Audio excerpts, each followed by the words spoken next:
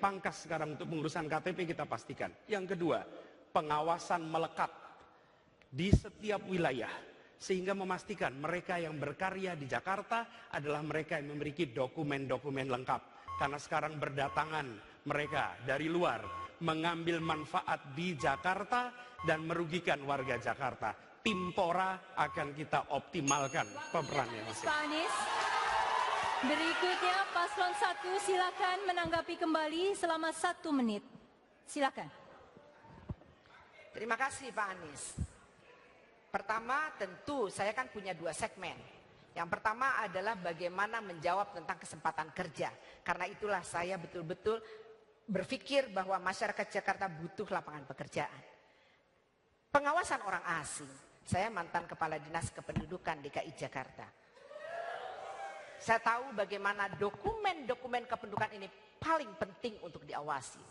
Ketika orang asing datang, mulai dari mereka masuk, terus kita lihat lagi bagaimana dokumen-dokumen kependudukan itu, apakah sudah memenuhi persyaratan, dan yang paling penting lagi, ini yang sering kali terjadi, kita sekarang sudah punya elektronik KTP atau eKTP. Sekarang kami juga punya, kami ingin melakukan hal yang sama, yaitu artinya kita lebih meningkatkan lagi. 1 Jakarta, ini kartu kita, yang semua dokumen-dokumen kependudukan ada di sini. Dan nanti kita akan lihat apakah orang asing itu Waktunya tepat. habis, Bu Silvi. Para paslon, penonton, hadirin, jawaban tadi dari paslon pertama mengakhiri sesi keempat dan kami akan segera kembali dengan sesi berikutnya masih dengan pola yang sama. Ditahan. Masih dengan pola yang sama diharapkan dapat memberikan gambaran tentang kandidat yang paling tepat untuk memimpin DKI Jakarta. Kami segera kembali.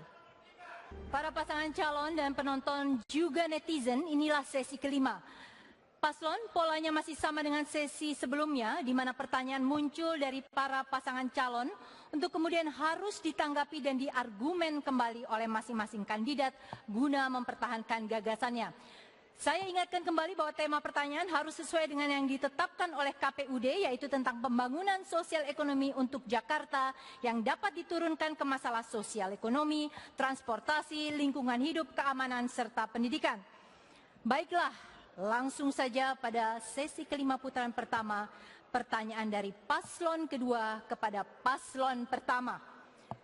Untuk itu, saya berikan waktu kepada paslon kedua selama 1 menit bertanya kepada pasangan calon nomor urut 1. Silakan. Ya, saya mau tanya, saya juga heran hasil audit terakhir, namanya dana bergulir itu sudah di stop. Karena di zaman Bu Sirvi masih jadi wali kota, Pak Foke masih gubernur, itu macet ratusan miliar. Dan beberapa penerima dana bergulir ini masuk penjara. Maka setelah dievaluasi, kami kembalikan evaluasi kepada Bank DKI. Nah, kami tidak mengerti bagaimana caranya. Lalu tadi juga pasangan calon 1 katakan meluncurkan kartu 1 Jakarta. Kami sudah luncurkan dengan Bank Indonesia Juni tahun lalu, nama itu kartu Jakarta One. Namanya non-tunai, kartu non-tunai terintegrasi, itu tidak bisa sembarang buat nama tanpa persetujuan Bank Indonesia. Jadi saya bingung bagaimana pasangan nomor 1 mengeluarkan program-program ide-ide yang sebetulnya bertentangan dengan aturan dan lebih banyak mengkopi kami bolak-balik nama. Nggak bisa. Mari saya mau tanyakan solusinya seperti apa. Terima kasih.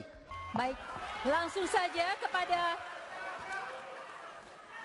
pendukung paslon kedua. Paslon 1, Anda memiliki waktu 1,5 menit untuk menjawab pertanyaan tersebut. Silakan. Itu sebabnya saya mengeluarkan 1 Jakarta. Kenapa? Karena saya melihat sendiri. Saya tahu betul di dalam belum jalan. Karena itulah saya mengatakan, saya sudah siapkan aplikasi ini dan saya sudah siapkan apa yang perlu dilengkapi. Bicara di sini kartu Jakarta Pintar, di sini ada education report. Bicara KJS ada medical report. Bicara transportasi, bicara bagaimana ini juga bisa menjadi ATM, dan yang paling penting lagi kita nggak repot, data